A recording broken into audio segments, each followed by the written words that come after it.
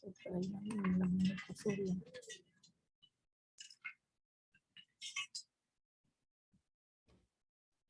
Okay, so,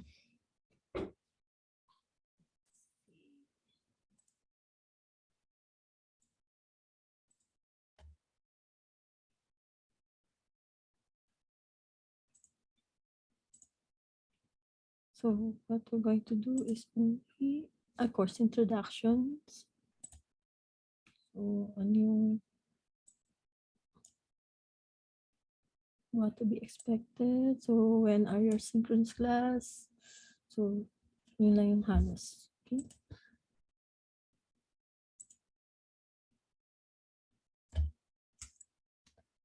So, your course description is that this subject will equip you to write knowledge and transferable skills, abilities, and behavior that will help you discern on what you need to thrive to the external environment. So, if after you graduate, what to be expected from you. So, siguro, mag-start na kayong mag-job hunting or possible right now, meron na kayong job. Siguro, yun lang, how to deal with people and then how to manage your, let's say, salary or money management. Okay, and then time management also. Okay, part siya ng topic. Okay, so you are also required to attend online sessions like this, and then webinars, may mga outside class na session. So part of that, you are required to attend. I think that's part of your points. Then after attending seminars and webinars, you will create an reflection paper. It's up to you if you're going to create a reflection paper per webinar, or you can also have it summarized. Okay. So what would you like to do? Summarize or individual seminar reflection? One reflection paper per seminars. So it's up to you. But I will accept a summary. Okay.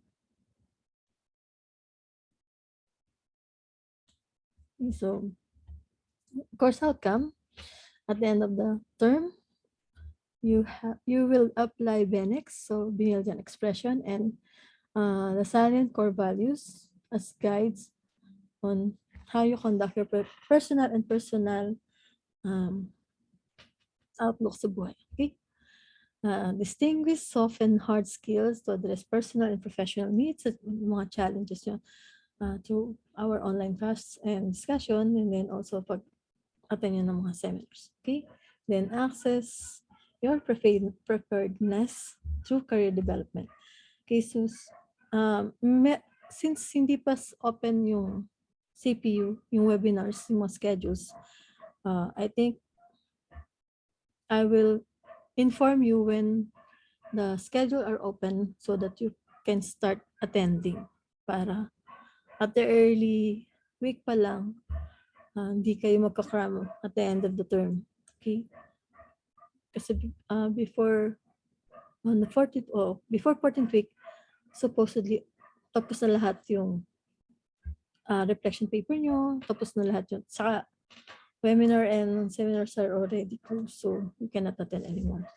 So dapat I think before on the 12th week, tapos na dapat kayo dun sa webinars. So of course, completely online tayo. So hindi nyo kailangan pumunta ng school. But pero pwede rin kayong pumunta, pero hindi siya required. You're not required to go to school to complete all your requirements. Okay?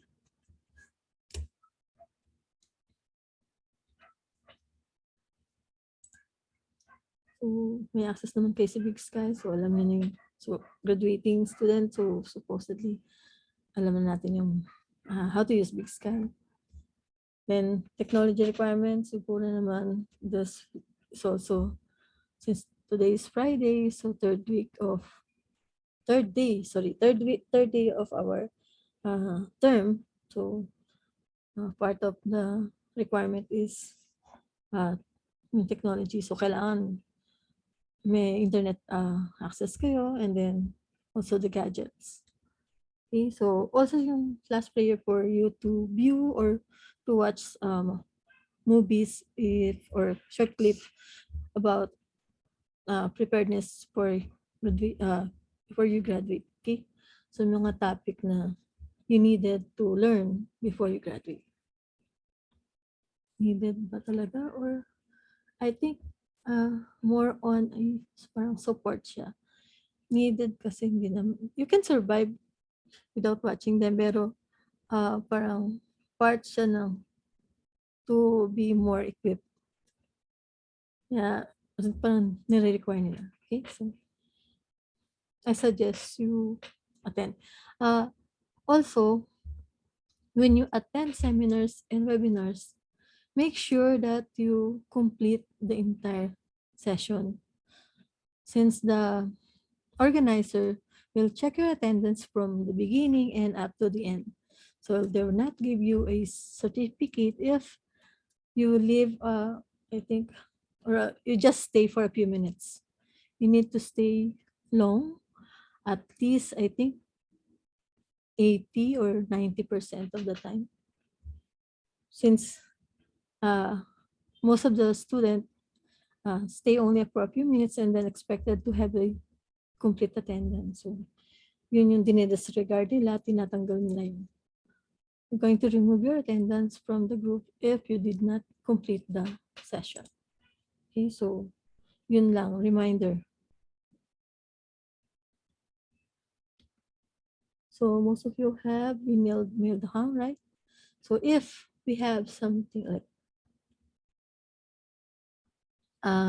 regarding the deadline, if you submit it late, I still have at least 1 week allowance.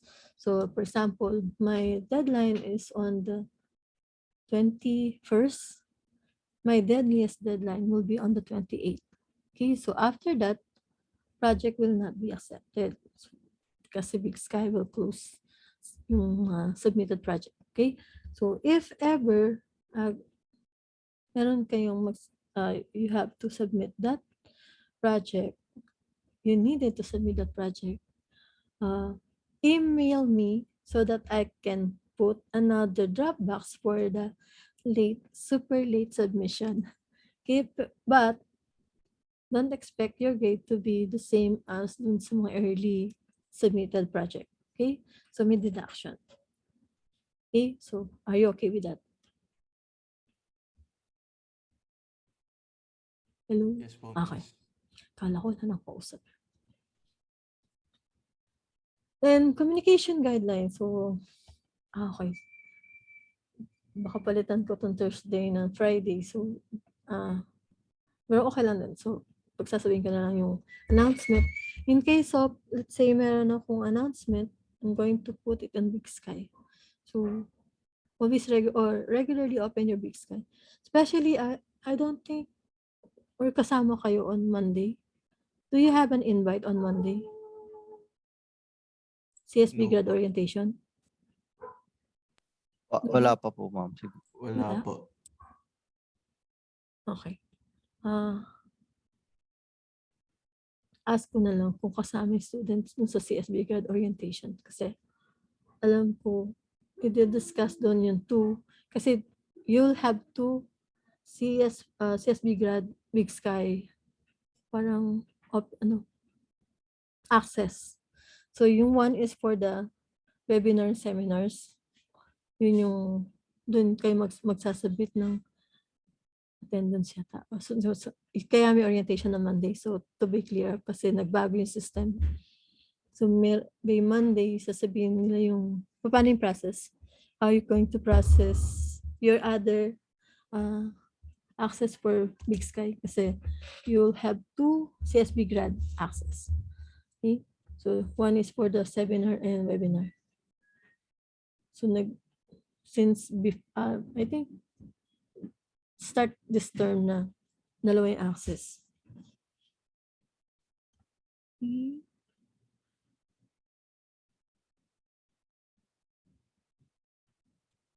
So I think email me if you have an emergency message.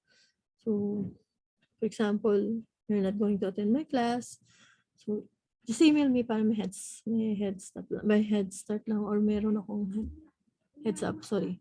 So para alam ko lang, dun, para check ko lang din yung attendance niya. Okay?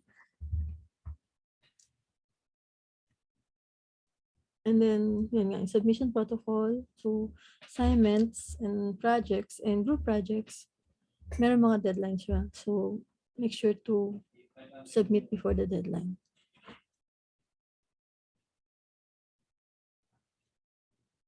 Okay, so, regarding netiquette naman, it's parang, I think, since graduating na kayo, so alam na naman yung pagiging professional behaviors online. So, respect one another in any particular religion or political views or basta if ever may mga sinabi yung mga classmates nyo, whatever their suggestion or their voice out, whatever they voice out or they shared, respect one another. Okay, so may kanya-kanya tayong views, political or religion or something. Or also cultural and other may mga differences tayo. So, ganun din pag pumunta na kayo sa work, actual work, you will meet different people, different cultures, and different, especially if you're going to work outside the country or you're going to work online, that will be international. So, maybe you're going to meet different cultures. So, we have to respect them. So, we don't need to obviously laugh for there's kung let's say yung culture natin is different from them, hindi natin siya dapat or irrespeto natin sila. We have to respect that. Okay? So we have to well-mannered, engaging online learning environment. Everyone expected to embody the Biniljan expression and the Lazarian core value. So what are the Biniljan expression? So God-centered, with integrity. So meron tayo yan. So socially responsible, creative and innovative, appreciative and of individual work, professional excellence, one with the flight of the full. So yun yung huli. So kaya meron kayong mga NSTP. Okay? At saka yung subject nyo with service learning component. Okay, so yun para to expose you from different cultures and different scenario. Okay, our course plan is for week 1, then course introduction. Then week 2 our topic will be Biniljan na silent professionals. And then on week 3 and 4, career and education planning. So yung week 4 was on June 4, we're not going to meet, but you have to read yung I will give you I think lessons. You have to read them. Then I think meron tayong activity. So I'm going to put also the activity including the instructions. Okay, on week 5 and 6, you have core competency needed in your workplace. And then this will be both synchronous. So in addition, you'll have a quiz. Quiz will be in your given time, but we have a deadline. Okay, so but within that week. So week 5 and 6. I think on week 6, sorry. On week 7, here you can ask me kung your project was already sent or already in Big Sky. Because some project, they may be submitted, but I cannot open them. So this will be cleared up. Or if the project cannot be opened, I will inform you as soon as I check them. Okay. And then on week 8 and 9, the art of job hunting, it will be synchronous. Here, on I think week 8 synchronous, week 9 will be you have to create a resume and a cover letter. So your personal resume. Cover letter is for you to create a, let's say, pretending to apply in a company. So you have to create a cover letter for your resume. Because when you apply, both resume and cover letter are included. Okay. And then on week 10, financial literacy. So kung sumasweldo na tayo, we have salary on our good jobs or work. You need to manage your money. Okay, so part siya. Yes? Is there a question? Miss, sorry po na late po. Okay lang. Sorry din. So, kasi nagsimula na rin kami kagad because we only have 1 hour. Kaya at least 5 minutes lang yung niano ko doon sa mga na-late. Sorry, sa mga medyo na-late. Okay, nasan tayo?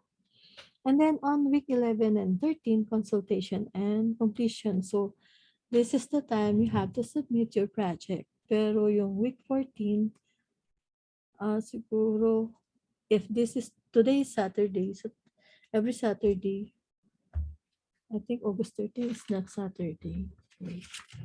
August 13, right. August 13 Saturday, but August 19 is Friday.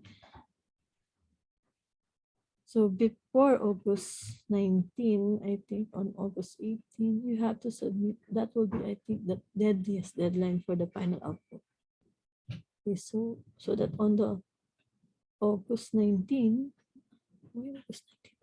on August 19, I think that will be our grade consultations. Okay, so if there is a problem with your grade, so hopefully wala naman sana. So okay na tayo. You will have a numeric grade number, but what will appear in your grading system will be P and R. Okay, so part of your grading system is class participation, reflection paper, that will be both for your activity and webinar, and also for our activities. We'll have a video clip viewings, and then you're going to create a reflection paper on that. Then on individual activities, yun, may mga individual project tayo. Then group activity also. So i-group po kayo depending on how many, I think more than 40 plus kayo. So I think I have to group you into 5 or 10. I'm going to ask our coordinator how many are in one group. Yung advisable number of member. Kasi there are too many, baka wala nang gawin yung iba. Okay? So para lahat equal, or all of them are going to have a contribution on your group activity. Then participation on your CPU accredited activities. That will be 30%. So yung attendance. So check po yung attendance nyo. So attendance yan halos. That will be your attendance. So 30%. So unlaki niya. So you have to attend your CPU accredited activity. Okay, so pwede naman kayo mag-multitasking during activity. Siguro. Yari, meron kayong tinatype, then listen to the activity. Okay, you have to give time for that. Then final output, 15%. So total of 100%. Then, meron pa rin kayong numeric number, and then lalagyan pa rin siya pass or fail. Or pass or repeat. So hopefully, lahat kayo pass. Okay? Sana. Lahat. So, basta makumpleto niyo lang. You only need to complete the requirement. Then you'll pass. Okay? And then this will be my rubrics for your career plan. Let's say, may mga submissions for your each activity. So, this will be your, I will base your grade on this rubrics. Okay, so on video reflection, let's say you don't want to write a letter or reflection letter or reflection essay, you can video your reflection. So you can say it, you can sign it if you want. I also teach deaf students, so if you know how to sign, I can also read that. Okay, so this is included on your video and reflection paper. So there are 5 categories. Okay, also in your creative output, there are also 5 categories. That's it. Any questions? None for me po. Come again? None po. None None. po. Okay. Usually, yes to yung question nila is yung schedule of activity. So, hindi pa siya, it's not yet open. So, I cannot give you the activity yet. But I think on Monday, we'll have an orientation. I will ask if the student are included. And then there they will inform us the activities, plan activity for this term. Okay.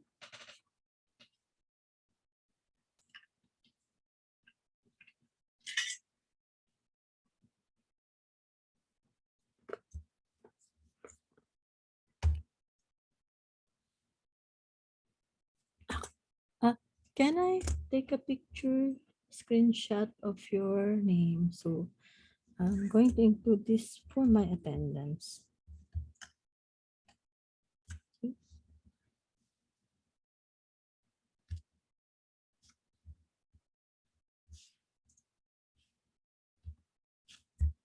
Okay. So that will be all. If there's any more question, I'm willing to answer. Yes, may question ako. Sige, sure. If ever po magkakaroon ng mga seminars, tapos matatapat siya sa schedule ng ibang subject, recorded naman po yung mga seminars. Or hindi? Na, ayun, sige. Ino-note ko yan. Para sa Monday, ma-question ko sila kung pwede. Kasi I think yung mga tao dito, organizer, i-check din yung attendance nyo. So, if recorded is, kung tatanong ko kung kasama, kung ano siya, kung included ba, kung pag nanood ng recorded seminar, kung pwede siyang ma-include as attendance. Tama? Yun yung tanong mo? Yes, kasi meron po kayo pang subject na baka masama. Okay. Like, I think, iba-iba naman yung mga schedules niya. So, hindi naman, let's say, ang required sa inyo is 5 activities. So, yung 5 activities naman, hindi naman lang yun yung 5 activities talaga. So, marami siyang activity, mamimili kayo doon. Okay. Pero just in case nga, lahat ng activities na doon is, most of them are conflicts doon sa subject mo. Yung tatanong ko. Sige po. Thank you, Miss. Sige. Tama. Nice question.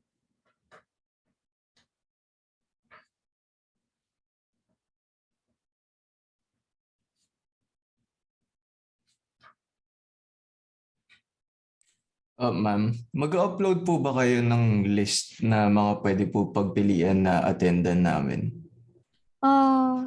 I think hindi ako yung mag-upload. CPU. Sila yung mag-open. Kaya meron kayong additional access sa Big Sky. Separate yung activities. Okay po. Thank you. So, yun yung bibigay ko siguro sa inyo yung link. Or baka mag-automatic siya ng ibigay sa inyo yung access doon. Or makikita nyo doon sa access sa Big Sky na meron kayong ganung accredited activities na pwede nyo puntahan. Kasi nga, parang mabilis na daw ma-check. Kasi before, ang ginagawa nila sa CSB grad activities, si organizer, magbilalagay dun sa CSB portal ng mga schedule. So once nandun yung schedule, pili lang yung student.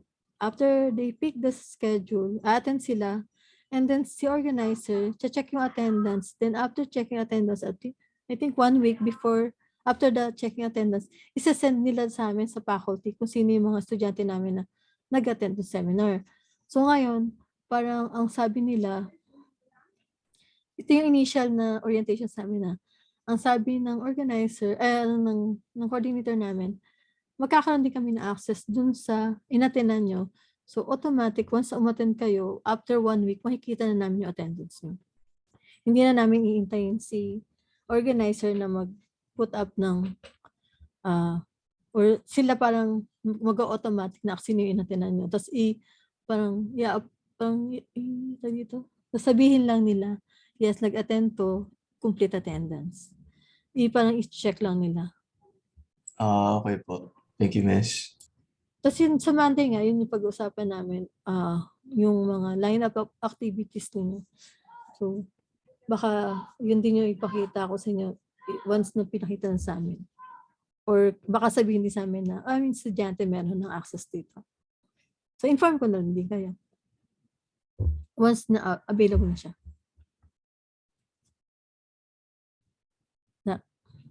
Full load ba kayo ngayon? Full load yung course nyo ngayon?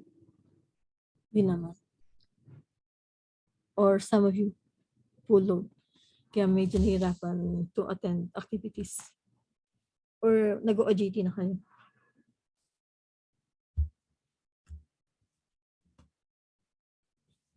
So just in case, inform nyo na lang ako.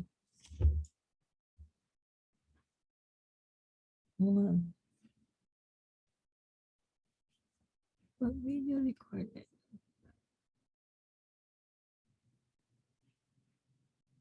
Nisip ko kasi yung tanong kanina pag video recorded. Kasama siya sa attendance. So si organizer, how would he know na nag-watch kayo ng video recorded? Ayun yung tatanong ko na din sa kanila. If allowed. Paano if hindi allowed? So, kailangan talagang umutin kayo ng actual activities. So, inform ko na lang din kagad kayo para hindi na kayo mag-depend dun sa video recorded na yun yung a-attend nyo. So, parang sayang naman yung time yung nanood kayo pero hindi naman pala siya sama sa accreditations.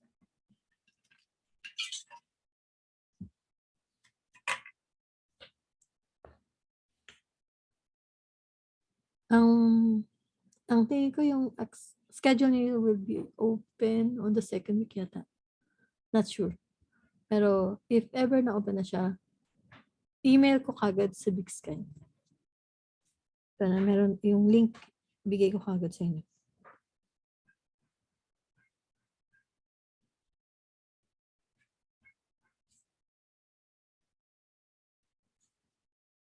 Pero for sure, this week baka wala pa yun kasi activities should be, it will be prepared by those mga organizers. Okay. So, any more questions?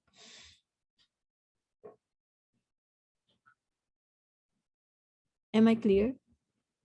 Yes po. Yes, Miss. Okay. If ever meron pa kayong question and then nag-hesitate lang kayo magtanong, pwede niyo ako email. You can email me in regards to additional questions. Okay. Regarding attendance, monitored lang yung attendance but it will not be included in your grading systems. Tama, di ba? Wala naman siya sa grading system. But check natin ulit. Alam ko wala. Wala. Pero we were required to monitor your attendance. Siguro lang kasi para to check whether ina-update niyo yung yourself kung ano yung mga updates or mga activities. Or if ever may question kayo sa activities, pwede niyo siya itanong. Since yung deadliest deadline naman is, let's say nag-absent kayo this week and then supposedly deadline next week kasi dapat 1 week lang. So, may additional 1 week pa, pwede kayo magtanong.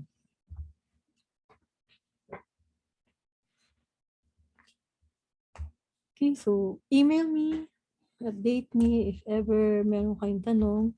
And then update ko rin kayo regarding dun sa schedules, and if meron tayo, if kasama kayo sa CSB grad orientation on Monday, that will be May 16. I ask them and then bibigyan ko kayo ng link. Okay? That's all. Wala na akong question. Pusin natin yung 1 hour. Miss? Yes. Miss, I have a question. With regards to submission of files in the Dropbox, do you require us to submit it via PDF or Word document is all right?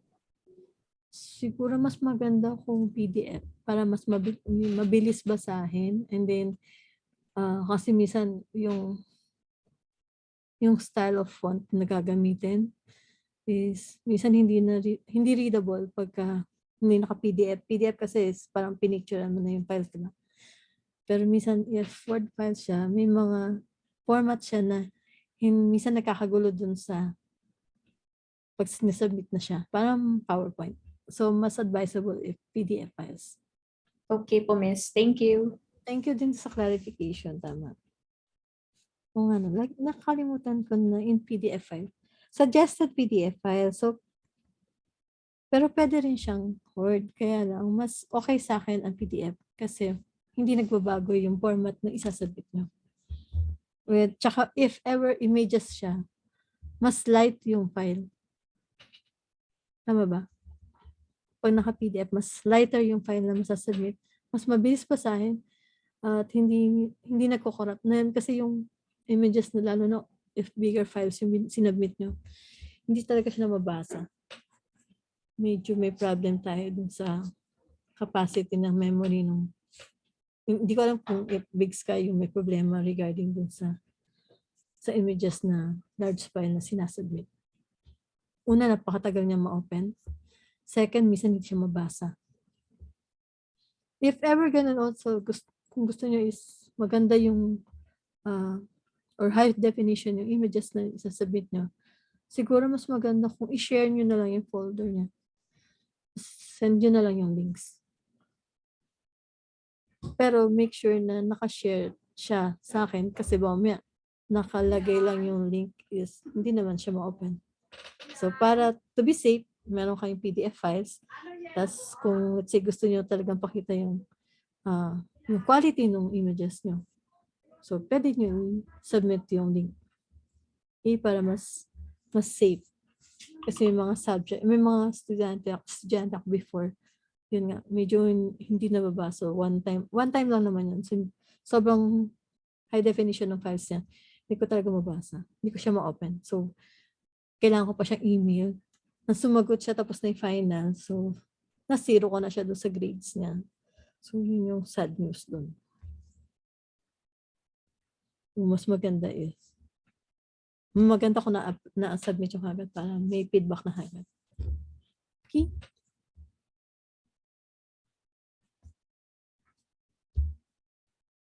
No more questions?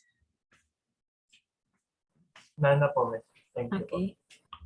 Okay, that will be, or kung may wala ng question, or kung may additional question, you can email me at yung full name ko, Teresa Quintanilla at Binild, o yung Binild account, or sa Big Sky, pwede rin.